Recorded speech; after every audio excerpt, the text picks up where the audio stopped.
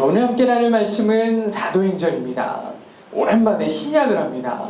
사도행전 11장입니다. 사도행전 11장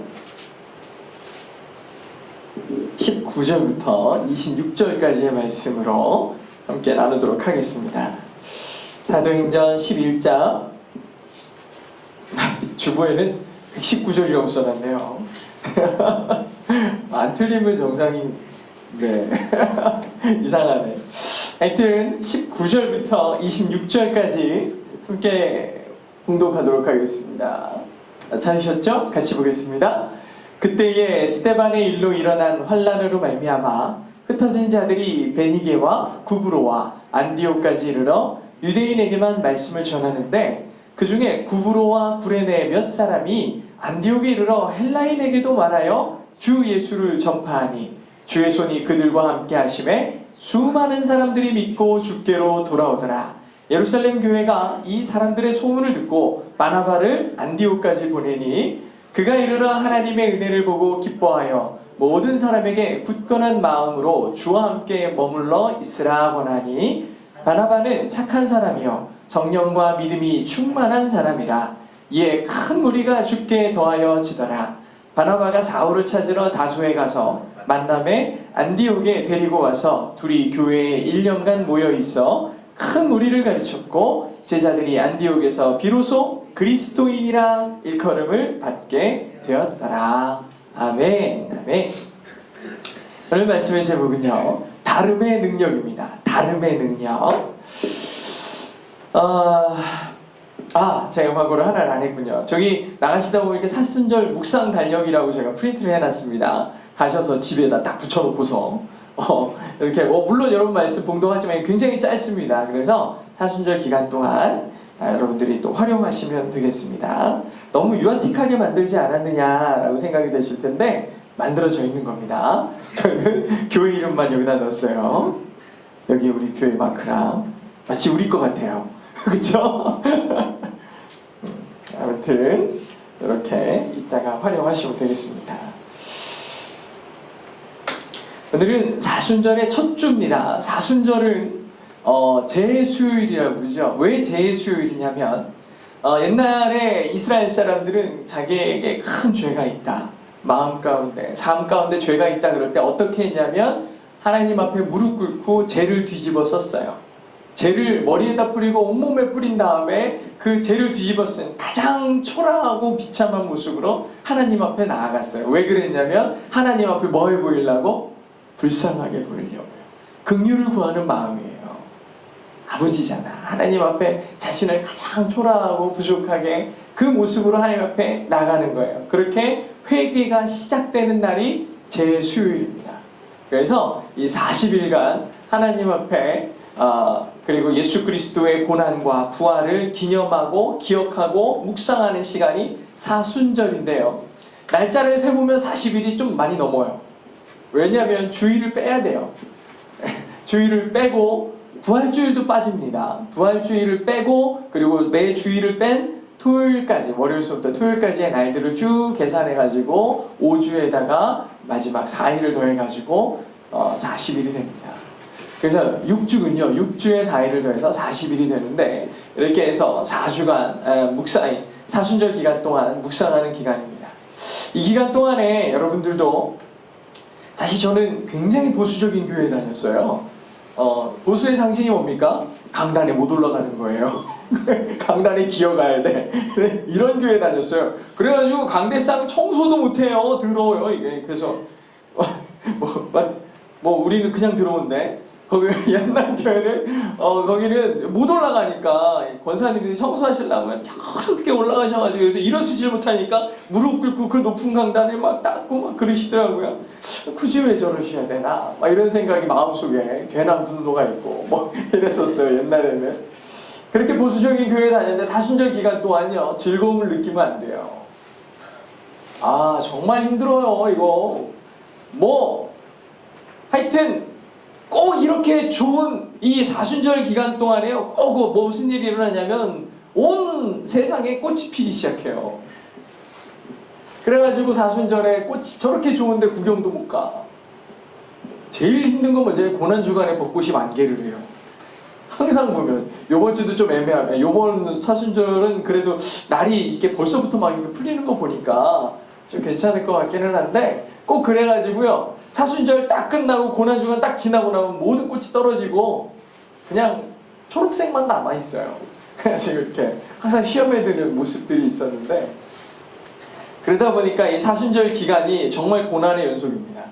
제가 언젠가 저희 제자훈련할 때 얘기했었지만 그 굶주림 가운데서 주님을 만나는 그 존 파이퍼 목사님의 책이 도착을 했어요. 그래서 앞에 부분을 읽고 있는데 굶주림 가운데 만나는 주님 그 이야기들을 이렇게 조금 살펴보고 있습니다. 그래서 제가 이거는 나중에 고난주간에 여러분하고 함께 나누려고 하는데요. 그렇습니다. 우리가 사실은 겪는 고난이나 그 아픔이라는 것이 주님의 고통과 아픔과 견줄 수 있는 게 아니죠. 사실은 비교할 만한 게 아니에요. 그럼에도 불구하고 우리가 사순절을 보내고 고난주간, 특별히 이건 개신교에서만 하는 그 고난주간을 보내는 이유는 하나님을 기억하기 위함이에요. 기억하는 거예요. 내가 밥을 굶으니까, 내가 볼 거를 못 보니까, 내가 즐기고 싶은 걸 못 즐기니까 고통스러운 것이 주님의 고통과 비슷하지 않느냐, 이런 미련한 소리 하지 마세요. 어디 가서 누가 그런 소리 하면 장난하냐 그래요.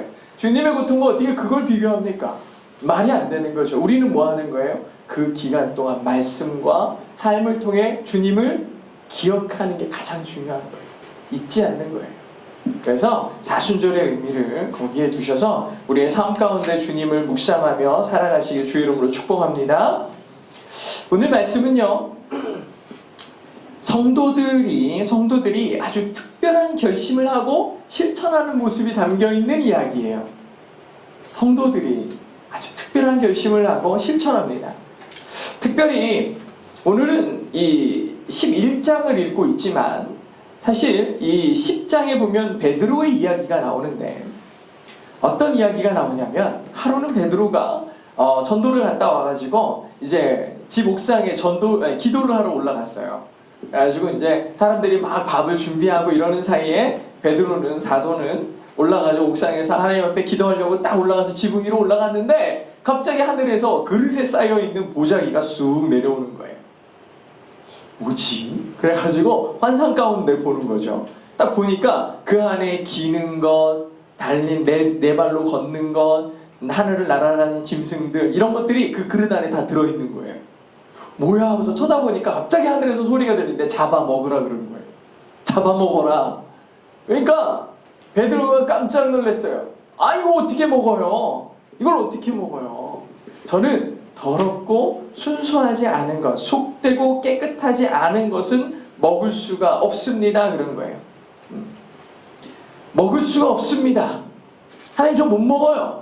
하늘에서 지금 내려왔는데 그렇게 얘기하니까 하늘에서 무슨 소리가 두 번째로 들리냐면 이런 말씀이 들립니다. 아유 또 두 번째 소리가 있으되 하나님께서 깨끗하게 하신 것을 네가 속되다 하지 말라라고 얘기하십니다. 하나님이 깨끗게 하신 것을 네가 더럽다고 하지 마라. 하나님의 음성이 들린 거예요. 그리고서 싹 올라갑니다. 또 조금 있으니까 또 내려와요. 똑같은 장면이 몇 번 반복되느냐? 3번 반복됐어요. 이 일이 똑같은 일이 하나님이 깨끗게 하신 것을 네가 속되다 하지 마라. 이 3번을 봅니다.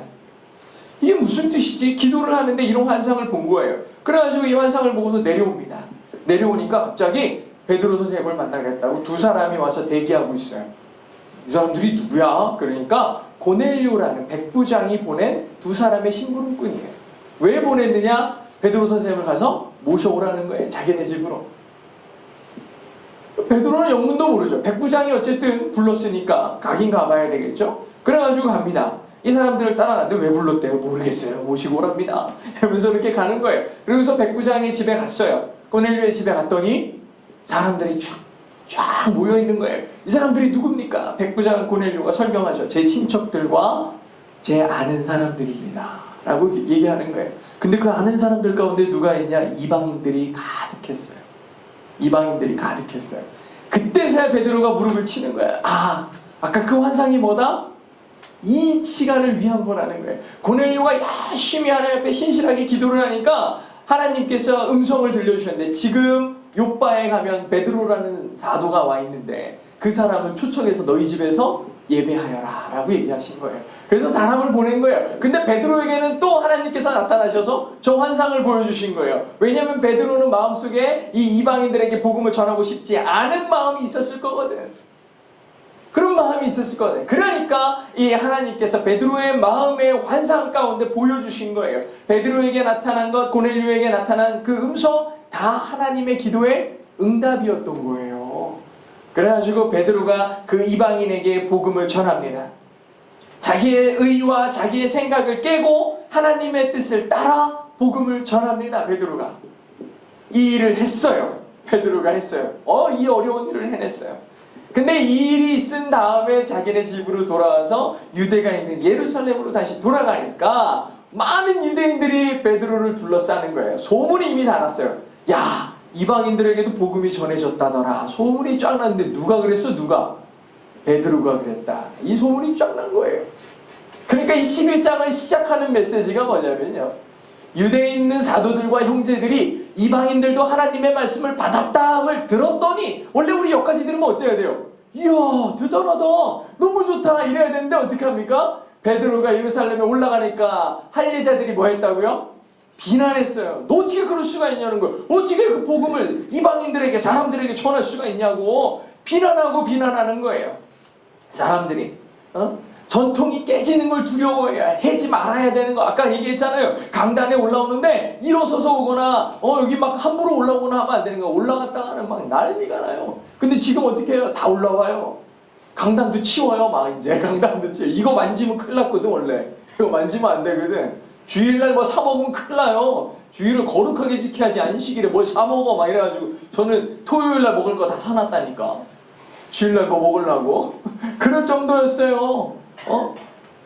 그 정도였었는데 모든 관습이 다 깨지는 거예요. 하나님이 거룩하다 하신 것에 대해서 제사 지낼 때, 저는 제사를 우리 집 말고는 다 다른 사람들이 제사를 지내는 거예요. 저희 여기 삼성동에 계셨던 할머니네도 제사를 지내는 거예요. 그러면 제사를 지냈다고 해가지고 거기에 가면 얼마나 맛있는 게 많아요. 저는 생전 보지도 못한 많은 요리들이 거기에 가득한 거예요. 못 먹어. 제사 지낸 음식이래. 조금 생각이 깨지고 이런 다음부터 먹어요. 아무런 이 논의가 이미 있었거든요. 그랬더니 베드로가 뭐라 그랬어요? 너희 마음속에 거리낌이 없으면 먹어도 돼. 거기는 심지어요, 그냥 이런 제사가 아니었어요. 이방 신상 앞에다가 고기 그 각을 떠가지고 제사를 지낸 거를 그 신전에서 팔았잖아요. 그거를 먹어야 되냐 말아야 되냐 막 싸우니까 바울 사도가 뭐라고 했습니까? 마음에 거리낌이 없으면 먹어도 된다는 거예요. 그것도 하나님이 만드신 거 아니냐. 하나님이 만들지 않고 하나님이 허락하지 않은 게 어딨냐는 거예요. 먹어라, 괜찮아. 그런데 이거 먹으면서 죄 짓는 것 같고 이거 먹으면서 마음속에 큰 공고함이 있으면 먹지 마라. 그게 은혜가 안 된다 그래요. 근데 특별히 그 목회자들에게 권고하는 것은 그러니까 목회자들이 뭐라 해요? 술 먹는 거 이런 거 다 나는 마음에 거리낌이 없어. 이런 생각들이 있는 거예요. 그러니까 지 맘대로 막 하려고 하니까 바울이 뭐라고 썼습니까? 사람들이 볼 때 너희의 행실을 통해 실족할 것 같으면 하지 마라 그랬어요. 그 영혼을 위해 하지 마라. 하여튼 그런 얘기들이 나와요. 그래서 저도 제사 음식 같은 거를 보면서 아유, 내가 제사를 드리는 건 아니지만 너무 맛있게 생기니까 어느 정도 나이가 먹고 나니까 먹더라고요. 저는요, 장례식장에 가서도 원래 아무것도 안 먹었어요. 처음에 교회 부임했을 때도 장례식장 가서 나오는 음식 한 번도 먹은 적이 없어요. 근데 너무 배고플 때만 장례식장에 꼭 가시는 거예요. 그리고 장례식장을 멀리 갔다가 오실 때는 장례식장에서 뭐 먹었으니까 아무것도 안 먹겠다는 거예요. 처음에는 뭐 식사할 때 나와서 이렇게 앉아있다가 너무 배고픈 거예요. 먹는 게 이렇게 큰 문제인가. 고민을 하다가 기도하고 그리고 먹었어요. 그냥 괜찮다는 거예요. 그래서 먹었는데 요즘엔 또 다시 안 먹게 되더라고요. 별로 맛이 없어요, 사실. 잘 안 먹어요. 다른 이유가 있는 건 아니야. 이것 때문에 막 실족하고 하나님 앞에 범죄하는 것 같고 그런 게 아니고 그냥 안 먹게 됐어요. 아무튼 오늘 이 베드로는 자기가 살아왔던 그 유대의 관습과 그리고 자기가 인식하고 있는 그 복음의 전달자로서의 역할에 유대인 대상을 깨고 이방인에게 전달했죠. 그리고 할례자들로부터 비난을 받고 있어요. 근데 베드로가 전했으니까 저 정도에 그친 거죠. 사실은 다른 사람이 아주 하끔 별로 힘 없는 사람이 했으면 아마 맞아 죽었을 수도 있어요. 근데 베드로 사도니까 어떻게 못한 거예요. 어떻게 선생님 그러실 수가 있습니까? 이 정도에서 끝났죠. 근데 이 일을 한 사람들이 베드로만 있었던 게 아니에요. 베드로만 있었던 게 아니에요. 당시에 예수 믿는 사람들을 크리스천 또는 그리스도인이라고 불렀거든요. 근데 이게 원래 여러분들도 아시다시피 좋은 뜻이 아니었어요. 좋은 뜻이 아니었어요. 사실 유대인들끼리 예수님을 믿는다 그랬었으면은 그냥 별로 따로 부르고 이러지 않았을 거예요. 근데 이 그리스도인이다, 크리스찬이다 라고 그 지명한 사람들은 이방인들이었어요. 불신자들이 이 예수 믿는 사람들을 그리스도인이다 라고 명했어요.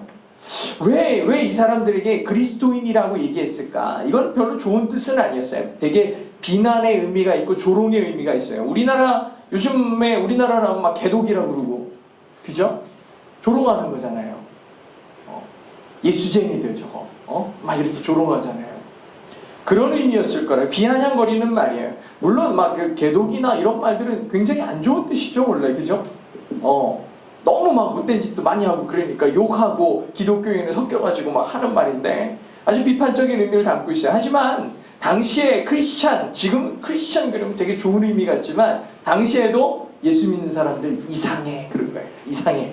쟤네들 이상해. 그래가지고 좋지 않은 의미로 불렀어요. 왜 이 사람들은 예수 믿는 사람들을 굳이 구분해가지고 불렀을까요? 지금도 우리나라 보면은 크리스찬 그러지만 부디스트 막 이렇게 안 하잖아. 불교인, 물론 무슬림은 하는군요. 무슬림 이렇게 얘기를 하는군요, 그죠? 그렇다고 유교를 믿는다고 그래가지고 유교인 막 이렇게 안 하잖아요, 그죠? 그렇게 안 하는데 꼭 교회 다니는 사람들 이런 사람들 꼭 크리스찬 되게 좋은 의미 같이 들리지만 지금은 하여튼 그렇게 구분해서 불렀어요. 당시에 이 불신자들이 크리스찬을 바라볼 때 왜 이 사람들 크리스찬이라고 불렀을까? 이 특징을 한번 생각해 볼 필요가 있다고 생각을 했어요. 우리가 크리스찬이잖아요, 그죠?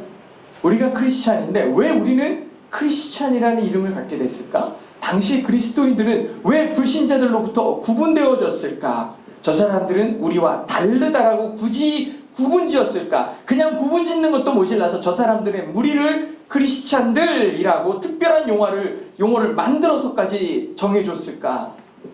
도대체 크리스찬들이 그 사람들과 구분되어진 것이 무엇이었나를 한번 생각해 보려고 해요.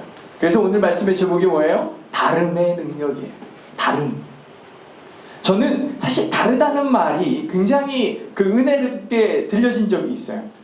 하루는 테드라는 프로그램에 어떤 사람, 테드가 아니죠. 세바시죠. 세바시에 어떤 사람이 나타났는데 이 사람이 책을 소개를 시켜줬어요. 책의 이름이 뭐냐면 나음보다 다름이라는 거예요. 저는 항상 크리스찬으로서의 마음가짐이 어디에 있어야 된다고 생각했냐면 다름에 있어야 된다고 생각했어요. 거룩의 뜻이 뭐다? 다름이잖아요. 다름이에요. 세상과 다른 거예요. 그래서 우리는 뭘 추구하냐면 다름을 추구하는 게 아니고 늘 낫기를 원하잖아요. 저 사람보다 내가 나야 돼.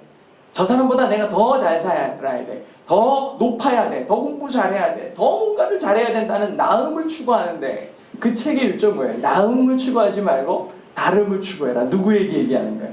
크리스찬들에게 얘기하는 거예요. 저는 여기에 굉장히 은혜를 받았어요. 오늘 이 크리스찬들은 어떤 다름을 추구했나 생각해 보려고 그래요. 첫 번째 크리스찬은 어떤 차이가 있냐면 새로운 시도를 많이 한다는 거예요. 새로운 시도를 많이 해요. 19절에서 21절에 보면요. 그때 스데반의 일로 일어난 환난으로 말미암아 흩어진 자들이 베니게와 구브로와 안디옥까지 이르러 유대인에게만 말씀을 전하는데 누구에게만 일단?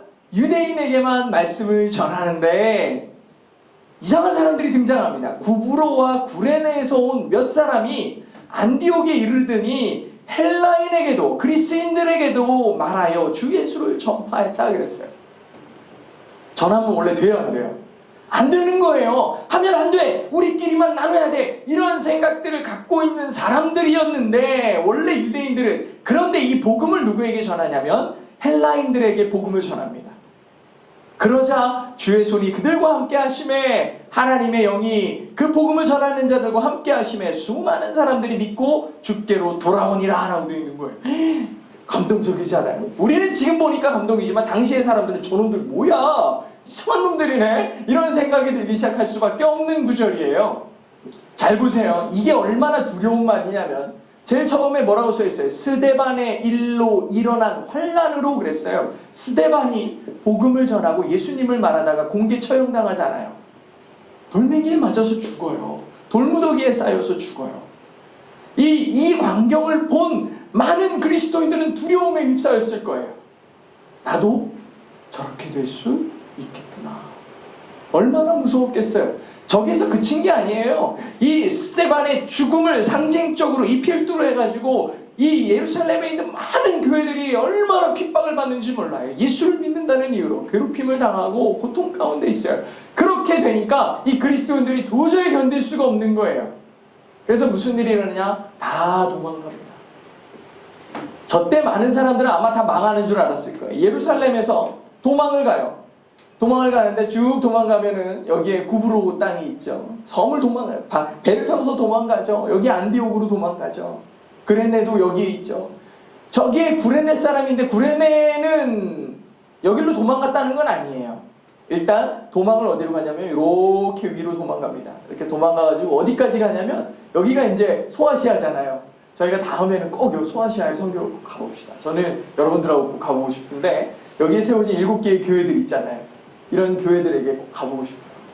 사도 바울이 세웠던 교회들에 가서 복음의 현장을 함께 경험하고 그때 목숨 걸고 전했던 이 바울의 그 전도 사역들을 살펴보고 싶은데 어쨌든 오늘은 이 예루살렘으로부터 핍박과 고통으로 인해서 도망가다가 이렇게 구브로로 도망가고 안디옥으로 도망갔어요. 근데 오늘 얘기는 어디에 있냐면 요 안디옥에 있는 사람들에 대한 얘기예요. 요 안디옥으로 도망갔어요. 저 안디옥으로 도망갔어요. 이방인들은요, 사실 유대인들은 이방인들과 교제하는 걸 굉장히 꺼려하는 사람들이에요. 워낙에 핍박도 많이 당했고 고통도 많이 당하다 보니까 그렇게 안 했는데 왜 이 사람들이 고통을 받고 이방인들로부터 괴롭힘을 당했냐면 이 이스라엘 사람들은 자기가 특별히 선택된 민족이라는 선민의식이 있어요. 그래가지고 하나님이 우리만 사랑하셔. 하나님이 우리에게만 복음을 주셨어요. 이 생각이 가득한 거예요. 그러니까 이 복음은 누구 거야? 내 거예요. 아무도 못 줘. 아무도 줄 수 없는 거야. 그런 생각이 있는 거예요. 근데 예수님께서 우리에게 주신 복음, 예수님께서 십자가에 달리신 것도 다른 누군가를 위한 게 아니고 오직 우리를 위한 거야 라는 생각으로 이 복음도 자기 거 삼으려고 했던 거예요. 그랬는데 지금 이방인들에게 복음을 전합니다. 구레네에서 온 사람 몇몇이 안디옥에 가서 복음을 전한 거죠. 상식이 깨졌어요. 상식이 깨졌어요. 자기들끼리만 있으려는 유대의 그리스도인들에게 충격적인 일인 거예요. 이게 말이 되느냐. 그래서 이 사람들이 복음을 전하는 것에 대해서 지켜보고 있는데 사실은 안 돼야 정상이에요. 이방인들에게 복음이 전해지면 안 되는 게 정상인데 복음을 전하자마자 그 전하는 자들에게 성령이 임한 거예요. 성령이 임하셔. 성령이 일하시기 시작하니까 복음이 폭발적으로 전해지기 시작합니다. 성령께서 그들과 함께 하시니까 정말 이 놀라운 일들이 헬라인에게도 복음이 전파되는 놀라운 일이 일어났어요. 이거는 완전히 새로운 시도예요. 사실은 그 땅에 갔을 때, 저 안디옥 땅에 가고 구브로의 이런 땅들에 갔을 때 유대인들이 많겠습니까? 아니죠. 당시의 정복자인 로마 사람들 아니면 이스라엘 사람들, 이 그리스 사람들이 훨씬 많은 거예요. 그 많은 사람들을 만나는데 성령이 이 사람들, 이 그리스도인들에게 임하기 시작하니까 그 사람들을 볼 때 무슨 생각이 들었느냐? 사랑하겠다. 긍휼하다. 이런 생각들이 마음에 들기 시작한 거예요. 그리고 뭐 했느냐? 결정한 거예요. 뭐 하겠다고? 전하겠다고. 전하면 안 되는데 그들에게 복음을 전하겠다고 마음에 결심을 한 거예요. 완전히 새로운 시도예요. 지금이야 뭐 누구에게 복음을 전하든 무슨 상관이겠습니까? 그죠? 아무 상관없겠는데 사실 저희도 선교지에 나가면 선교사님들이 아주 위험한 땅 같은 데 가면은 절대 여기서 눈 뜨고 기도해. 눈 뜨고. 그래서 눈 감고 기도하면은 저놈들이 어떻게 할지구나 막 이런 얘기하고 정말 그런 땅들이 있잖아요. 그런 곳도 있는데 그렇게 복음을 전하고 이런 것이 어려웠을 거예요. 아마 이 여기서 이스라엘에서 도망간, 예루살렘에서 도망간 저 복음의 전도자들은 아마 그런 두려움이 있을 거예요. 그럼에도 불구하고 이 이방인의 신들에게, 이방인들에게 복음을 전합니다. 사실 이런 결단들이 있지 않았으면 우리도 복음을 듣지 못했을 거예요. 우리도 철저히 이방인이거든요. 그러니까 이 복음을 들을 때 어떤 사람들은 그렇게 얘기해요. 야, 이스라엘의 신 얘기를 왜 우리가 듣고 있냐? 지금도 얘기하는 사람들 많잖아요. 그죠? 인터넷에 교회 관련 뉴스 뭐 이런 것만 나오면 밑에서 자, 이스라엘 신 믿는 사람들 이런 식으로만 이방의 종족으로 생각하는데, 하나님이 한 나라에 구속된 게 아니고 예수님께서 십자가의 죽으심이 한 민족을 위한 게 아니라 온 열방을 위한 것이라고 분명히 선포하셨어요. 안디옥으로 간 사람들은 이방인에게 복음을 전할 때 자기의 생각과 자기의 의로 한 게 아니고 하나님의 뜻에 반응한 사람들인 거예요. 하나님의 뜻에 반응했어요. 하나님이 원하시는 것이 뭔지 기억하는 거였어요. 그래서 이 전도의 행위는, 그들이 복음을 전하는 행위는 성령이 하신 일입니다. 성령이 하신 일. 우리 그리스도인들의 가장 본질적인 삶의 자세는 하나님이 하시게 하는 거예요. 주님께서 일하시도록 하는 거예요. 기적이 상식이 되려면 어떻게 해야 된다고요? 하나님의 기적을 하나님이 하시도록 우리가 뭐 하는 거예요? 보는 거예요. 내가 하는 게 아니고. 그렇게 살아가야 되는 거예요. 전 여기서 궁금한 게 하나 생기는데, 그러면 성령께서는 사람을 어떻게 움직이실까? 이런 고민이 들었어요. 저도 마찬가지잖아요. 하나님께서 나를 좀 써야 되겠다고 하실 때 하나님은 어떻게 일하실까? 그렇게 질문이 올 때, 저한테 이런 부분에 대해서 질문할 때 항상 먼저 생각나는 간증이 있어요. 제가 방송국에서 계속 있었던 거는, 지금도 물론 부국장이지만 거의 하는 일은 없어요. 그런데 아직도 방송국에 부국장으로 있어요. 이름은 그렇게 있어요. 처음에 지금 17년이나 됐어요. 막 얼마 전에는 우리 국장이 저한테 이제 그 영상을 하나 보내왔는데, 국장님이 보낸 게 어떤 방송국에서 취재를 나왔어요. 그래가지고 이 와우 CCM의 오랜 사역들을 이제 다큐멘터리로 만든 영상이 있더라고요. 그거를 좋다고 보냈더라고요. 제 얘기는 하나도 없는데.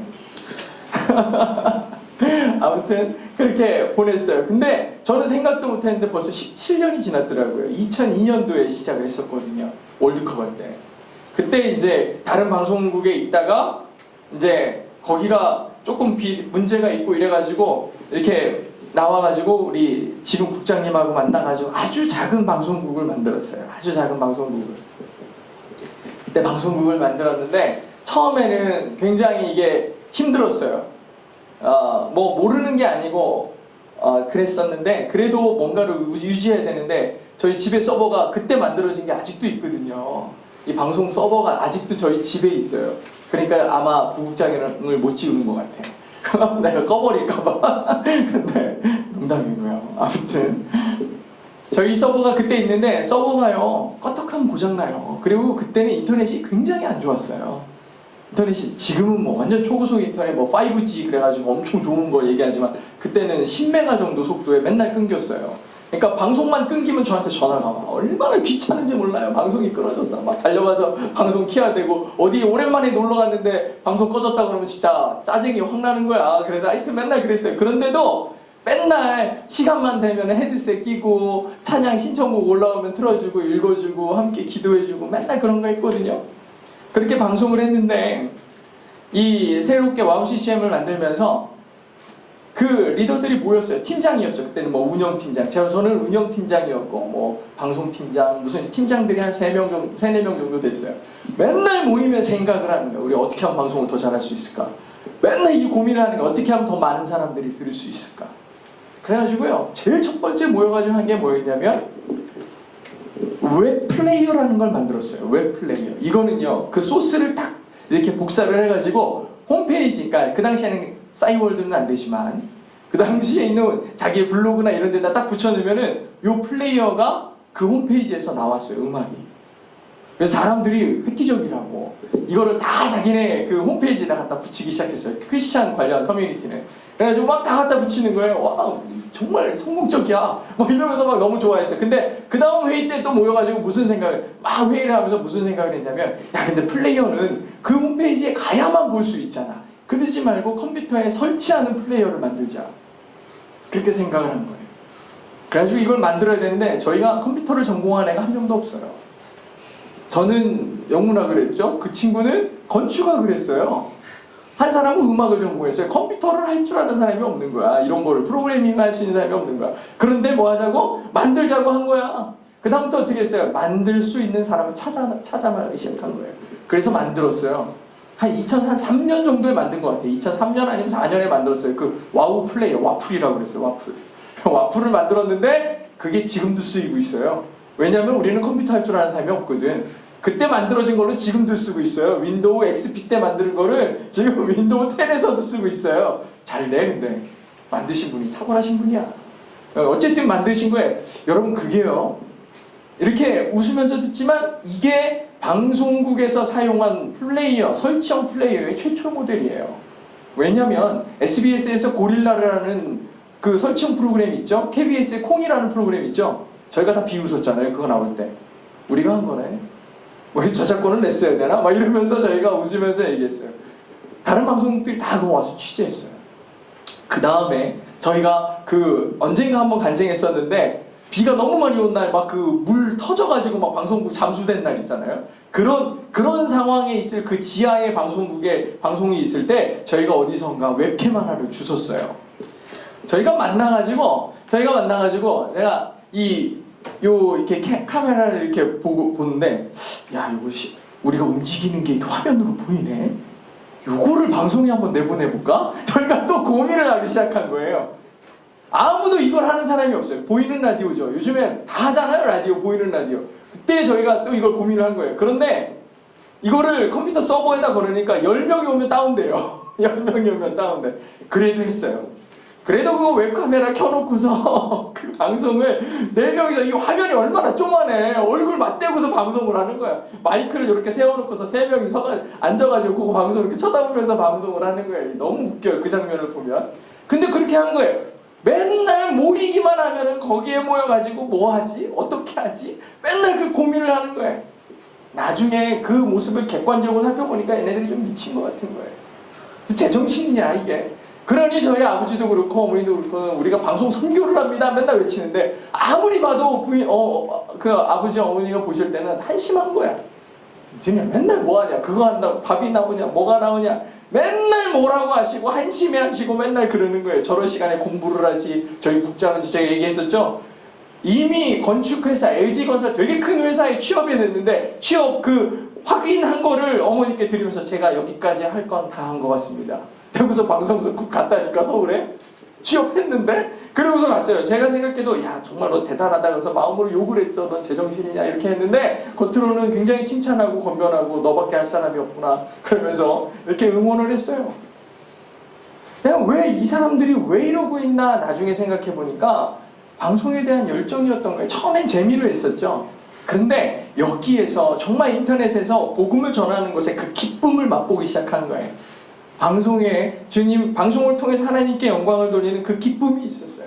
방송에 대한 사랑이 있었어요. 그래가지고 열심히 했던 거예요. 이렇게 깊이 묵상하고 생각하니까 자꾸 새로운 생각이 떠오르고 새로운 방법들이 떠오르고 좋은 결과들을 가져오기 시작했던 거예요. 보통 이런 거는 학교에서 배울 수가 없어요. 학교에서 가르치는 내용들은 대부분 뭐예요? 지난 것들 가르치죠. 수천 년 전. 당군 왕검 막 이런 얘기해요. 이거 언제인지 기억도 안 나. 근데 그 사람이 살았나 죽었나도 몰라요. 그냥 하여튼 오래된 얘기들을 해요. 아무리 가까워도 교과서에 한번 실리려면요 검증 기간이 3년이랍니다. 그러니까 지금 내가 최신형이라고 완전 최신이야라고 배우는 것도 3년. 제가 봤을 때 저희들이 경험한 거 있죠? 주산 이런 거 요즘에 초등학교 이런 데에 옛날에는 이랬다 그러면서 나오는 자료에 나온대요. 슬프죠. 저희가 역사의 주인공같이 됐는데 하여튼 옛날 얘기가 교과서에 다 실립니다. 옛날의 이야기들이에요. 남들도 다 알고 있는 내용이에요. 근데 어떤 분야에서 스페셜리스트가 되려면 정말 그 깊이를 알려면 그것을 사랑해야 돼요. 사랑해야 돼요. 그리고 묵상해야 돼요. 그래야지 새로운 생각도 떠오르는 거예요. 저희 아이도 보면은 맨날 야구만 보고 있어요. 야구. 대화도 글러브 끼고 악수해. 아빠 하면서 오는데 이렇게 글러브 껴가지고 나한테 악수를 하려고 그래요. 뭐 이런 게 다 있나? 뭐 이래. 맨날 뭐 키면은 작년에 야구한 거 뭐 맨날 이런 것만 쳐다보고 있어요. 그리고 사람들 좀 없다, 조금 마음이 놓인다 그러면 그 조그마한 거실에서 캐치볼 하자고 막 던지고 누나 한번 맞고 그래 정신 차리지 누나한테 던지고 막 이래가지고 저랑 맨날 거기서 그 조그만한 데가 야구장이 되는 거예요. 맨날 캐치볼 공 주고 받고 하고 누우면은 공 쳐다보고 있고 맨날 그런 것만 하고 있는 거예요. 그러니 그 조그만한 거실이 운동장으로 변하는 거죠.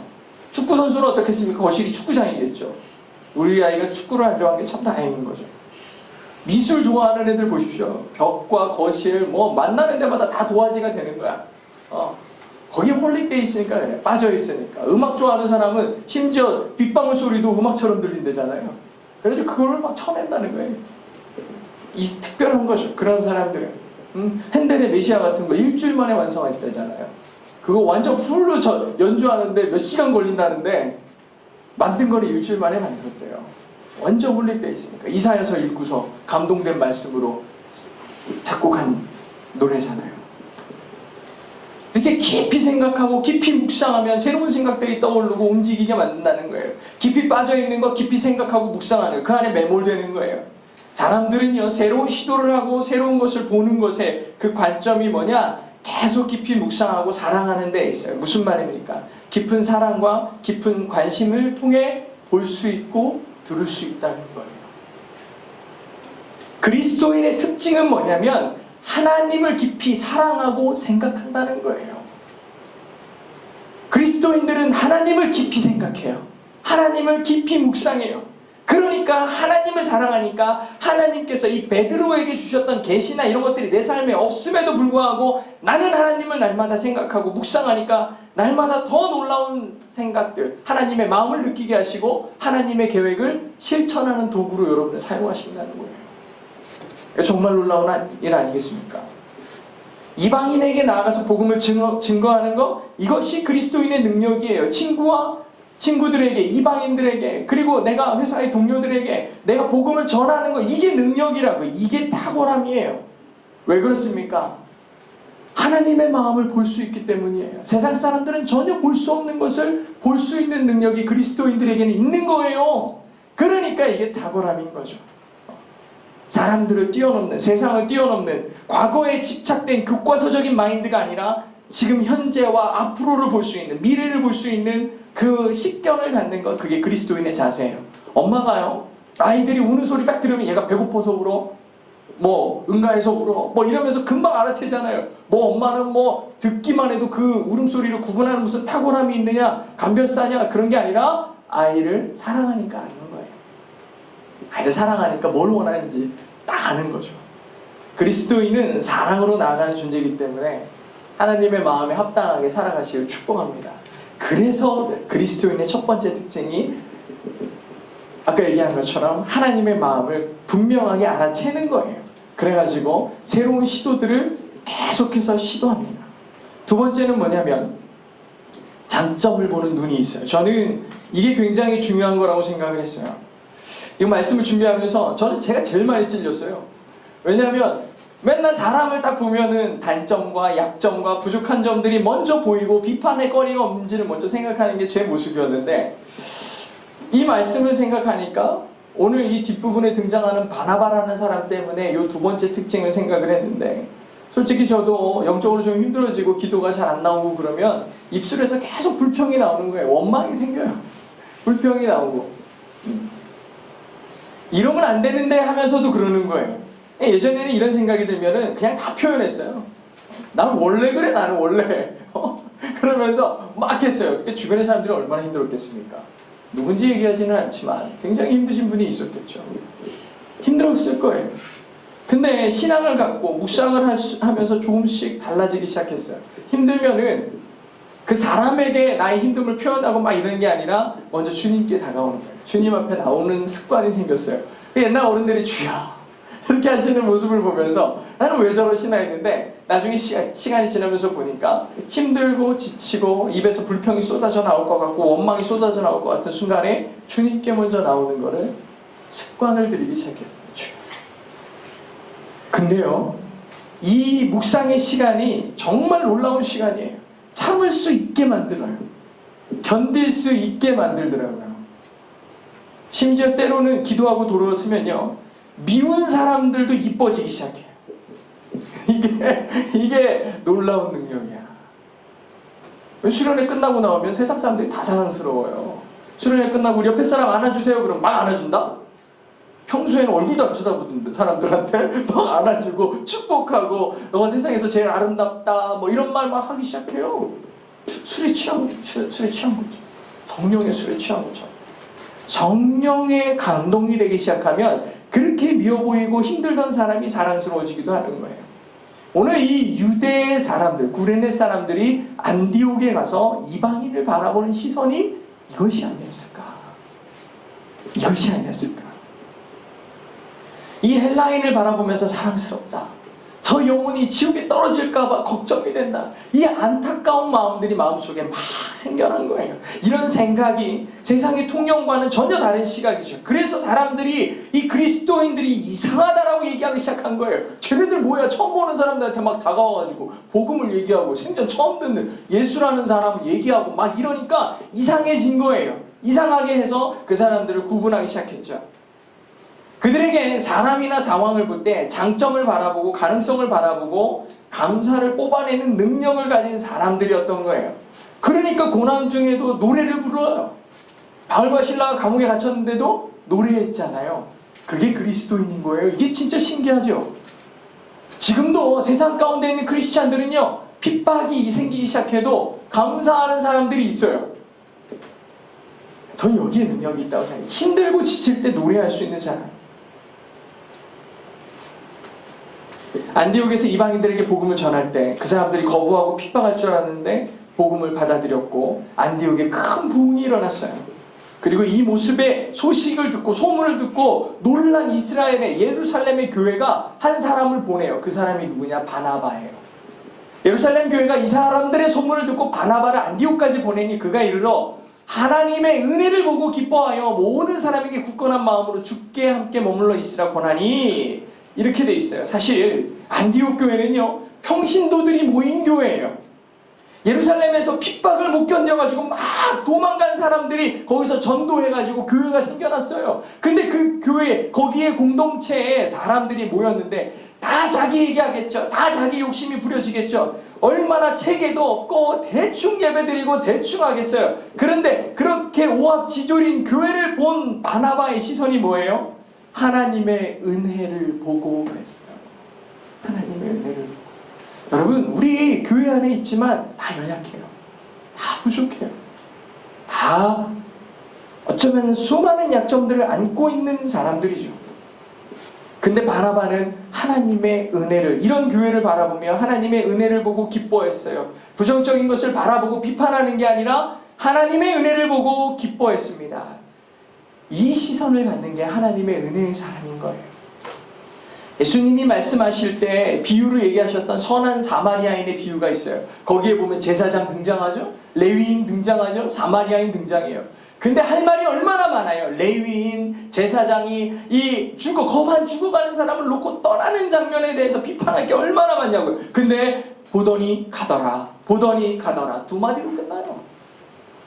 예수님은 누구에게 집중하셨느냐? 사마리아인에게 집중하셨어요. 이게 예수님의 시선인 거예요. 우리가 바라보는 크리스천의 자세는 이 선함의 장점에 반응하는 거예요. 바나바처럼 하나님의 은혜를 바라볼 수 있는 시선이 되게 중요한 거예요. 예수님께 선한 사마리아인의 비유를 하시고서 마지막에 뭐라고 하셨느냐? 너희도 이와 같이 하라 하셨어요. 너희도 이와 같이 하라. 제가 여름에 대학생 때 농화를 갔거든요. 농화를 갔는데 농화를 보통 여름에 가잖아요. 여름에 가면은 다 벼들이 이렇게 막 자라 있어요. 근데 할아버지가 술을 잔뜩 드신 분이 오시더니 우리 따라와! 이렇게 따라갔어요. 따라갔더니 거기 눈앞에 딱 세워놓으시고서 여기 이제 있는 피들을 다 뽑으래요. 난 처음에 피가 뭔지도 몰랐어요. 피가 뭔지도 모르는데 피를 뽑으라는 거예요. 피가 뭐지? 그랬더니 잘 봐. 여기 잘 봐. 여기 쭉 벼들이 있는데 옆으로 튀어나온 애들 피야. 걔네 이상한 데서 자란 애들이니까 얘네들 뽑아. 첫날 한 몇 시간 동안 그것만 뽑았더니 피만 보여. 그 다음날 아침에 거기 또 갔죠? 또 피만 보여. 시선이 그렇게 중요한 거예요. 사실 논에는 뭐가 훨씬 많아요? 피보다 벼가 훨씬 많아요. 알곡이 훨씬 많아요. 근데 저는 그 수많은 알곡은 안 보이고 피만 보이는 거야. 농부는 뭐를 보고 농사 지어요? 알곡을 보고 농사를 짓겠죠. 알곡을 보고 농사를 짓는 거예요. 어떤 사람이 야 여기 저쪽에 가면은 완전 금광이 있어. 금맥이 있어. 가자. 그래가지고 막 갔더니 높은 산, 큰 산인 거야. 여기에 금이야? 이게 다 금이야? 아니죠. 여기에 다 흙이 99.999%가 다 흙이겠죠. 0.0001% 정도만 금일 수 있을 거예요. 그것도 많은 거죠. 그런데 거기에 금이 있다는 거예요. 그러면 이 금을 캐는 사람은 금을 보고서 캐야죠. 흙을 캐다 보니 금이 나오겠지 이러면 안 되는 거예요. 금을 보고 캐야 금이 캐지는 거예요. 알곡도 마찬가지인 거예요. 그런 것처럼 우리가 바라봐야 되는 시선은 각자의 사람들에게 바라봐야 될 내용들은 그리스도인의 장점뿐만 아니라 그의 가능성과 감사의 내용들을 뽑아내는 거예요. 사랑하는 성도 여러분, 이제 말씀을 마무리할 텐데 우리가 살아가는 방법, 우리가 만나는 사람들은 사실 이미 그 가능성이 보장된 사람이면 얼마나 좋겠습니까? 사람을 만날 때 그 위에 무슨 오락게임처럼 이미 이 사람이 될 사람이 딱 뽑혀있어. 이 사람 가능성 최고야. 그럼 그 사람만 만나겠죠. 우리 교회에 올 때도 많은 사람들이 이미 사회적으로 안정이 되고 보장되고 괜찮은 사람들이 교회에 왔으면 좋겠다라는 마음을 가질 수도 있겠죠. 그런데 교회는 본질적으로 그런 게 아니잖아요. 오히려 상처있고 아픈 영혼들이 와 회복이 돼야죠. 왜? 교회에서는 그리스도를 만나는 곳이니까. 아픈 마음으로 연약한 가운데 주님을 만나러 오는 곳이니까. 교회는 오히려 상처받고 아픈 자들이 오는 게 정상이에요. 그리고 그 회복된 자들이 그 놀라운 경험과 감사를 가지고 가능성을 잃어버린 사람들에게, 아픔이 많은 사람들을 회복시키는 역할을 하는 게 교회의 본질이어야죠. 그러기 위해 여러분들이 먼저 가장 선하게 회복되기를 축복합니다. 그렇게 축복합니다. 오늘 본문 마지막에 보면 여기에 보십시오. 이에 큰 무리가 주께 더하여지더라. 바나바가 사울을 찾으러 다소에 가서 만남에 안디옥에 데리고 왔다 그랬어요. 여러분 사울이 누구예요? 11장에서 11장 그 앞에서 그 스데반 집사를 죽이고 그 십자가 그 스데반을 죽인 것을 정당하다고 확인해 준 사람이 사울이에요. 사울입니다. 사울은요 예수님을 핍박하던 사람이에요. 근데 그 사람을 바나바가 데리고 와서 안디옥에서 교제하게 하고 가르쳤어요. 그 사울이 사도 바울이 됐어요. 그리스도인들을 핍박하던 사울에서 복음을 증거하는 바울이 됐어요. 누가 그렇게 만들었어요? 성도들이 만들었어요. 우리는 바울이 엄청 위대하다 하지만 바울을 그렇게 만들도록 한 사람들, 성령에 충만한 크리스찬들이었어요. 장점을 바라보는 눈이 생겼고 새로움을 시도하는 교회가 되었어요. 여러분, 우리 교회가 이런 교회가 되기를 축복합니다. 여러분들이 그렇게 되기를 축복합니다. 정말 새로운 시도를 하는 거예요. 도시 한복판에 교회가 어제 제가 스피커를 설치를 해가지고 1층에다가도 찬양이 나올 수 있도록 위에서 아무리 이렇게 서서 들어도 잘 안 들리는 거예요. 그래가지고 1층에다가도 스피커를 설치를 했어요. 그래서 이렇게 가만히 이렇게 앉아가지고 찬양을 이렇게 서가지고 찬양을 듣고 있는데 사람들이 이렇게 지나가면 어머 여기 교회인가 봐. 어머 여기 이런데 무슨 교회가 있어 이러면서 막 지나가는 거예요. 듣는데 뭐 이런 것들이 다 있어 이렇게 생각이 드는 게 아니고 되게 뿌듯한 거예요. 그렇지 이런 데도 교회가 있어야지. 어떤 자매를 이렇게 막 살펴보더니 교회가 카페 같아. 그래서 마음속에 깊이 진짜 올라오라고 하고 싶었는데 혹시 오해할까봐 이상한 사람 아니야? 막 이럴까봐 뒀는데 어떤 학생들은요 그냥 올라와가지고 문을 확 열어요. 그래서 나는 깜짝 놀라가지고 또 누가 찾아왔나 이렇게 해서 봤더니 여기에 교회가 있다고 해서 올라와 봤대요. 예배당도 좀 봐도 돼요? 이상한 거 아닌가 해서 올라온 것 같아. 그래가지고 예배당도 보여주고 우리 이렇게 매주 주일날 이렇게 예배가 있고 수요일날 예배 있으니까 다음에도 이렇게 지나가시다 예배 시간 되면 꼭 올라오셔서 예배 함께 합시다 이렇게 얘기했거든요. 젊은 친구들 둘이 올라와가지고 이것저것 물어보고 그러더라고요. 저희가 지금 두 가지를 얘기했죠. 새로운 시도를 하는 것, 장점을 보는 것. 저는 우리가 교회가 선하게 부흥이 되고 선하게 하나님 안에 클라면 서로를 바라보는 시선이 좀 바뀌어야 돼요. 하나님의 은혜로 보기만 해도 사랑스럽고 마음속에 불편함이 있을 수도 있죠. 그래서 품어줄 수 있고 안아줄 수 있으면 좋겠어요. 모든 관계가 그렇게 회복됐으면 좋겠어요. 회복되고 치유되고 다른 나의 노력이 아니라 예수 그리스도로 회복되시고 다시 건강해지셔서 하나님께서 축복을 부으시는 교회로 또 여러분들이 그 아름다운 열매가 될 수 있었으면 좋겠습니다. 금년 한 해도 기적이 상식이 되는 교회의 시작점에 우리가 부흥을 얘기했는데 이런 여러분들을 통해서 이 안디옥에 일어났던 놀라운 부흥의 역사가 이 은행동에도 우리 동익교회에도 있기를 축복합니다. 네, 기도하겠습니다. 하나님 감사합니다. 오늘 다름의 능력이라는 말씀의 제목으로 함께 은혜를 나누었습니다. 우리 사랑하는 성도들과 함께 이 말씀을 나누면서 하나님께 간절히 소망하는 것은 우리도 저 안디옥 교회의 성도들과 같이 사람들이 다 통념적으로 여기고 생각하는 것들을 다 깨고 하나님의 말씀에 반응하는 성도들 되게 하여 주시옵소서. 아버지 하나님, 주님을 신뢰하고 하나님을 묵상하고 깊이 생각하였더니 새로운 생각들이 떠오르고 주의 복음의 완전함을 위해서 노력하는 우리의 모습들을 발견하게 됩니다. 아버지 하나님, 주님을 더 많이 사랑하게 하시고 더 많이 묵상하고 더 많이 생각하게 하여 주시옵소서. 그런 교회 되게 하여 주시옵소서. 세상의 방법들과 같이 세상의 기준들과 같이 아버지 하나님, 사람의 방법의 부흥을 얘기하는 것이 아니라 하나님의 부흥을 얘기하는 사람들이 되게 하여 주시옵소서. 주님께서 우리 교회를 그렇게 사용하실 줄로 믿습니다. 하나님께서 놀라운 일들 가운데 우리를 사용하여 주시고 그리고 하나님의 놀라운 기적을 보여주실 줄로 믿습니다. 그러기 위해 우리의 시선이 바뀌게 하여 주시옵소서. 서로를 사랑의 눈으로 보게 하시고 장점을 바라보게 하시며 서로 합력하여 선을 이루는 놀라운 역사를 보게 하여 주시옵소서. 이 교회가 하나님의 영광 가운데 온전히 쓰여지며 이 나라와 민족이 하나님께서 기뻐하시는 민족이 되게 하여 주시옵소서. 이제 또 한 주를 살아나야 됩니다. 사순절 기간을 살아나가는 동안에 너무나 마음속에 방탕과 죄 짓는 데 집중하지 않게 하시고 하나님을 날마다 묵상함으로 주님의 뜻 안에서 한 걸음 한 걸음 내디뎌가는 주의 성도들 그 거룩한 발걸음 되게 하여 주시옵소서. 내 가정 가운데도 주님 함께 하시고 지금 마음속에 있는 그 육체의 공고함 아버지 하나님께서 아시오니 위로하시고 품으시며 또 가족과 관계의 많은 문제들을 주님 앞에 내려놓고 기도합니다. 주님께서 들으시고 아버지 하나님께서 하나님의 선한 뜻으로 온전히 해결하여 주시옵소서.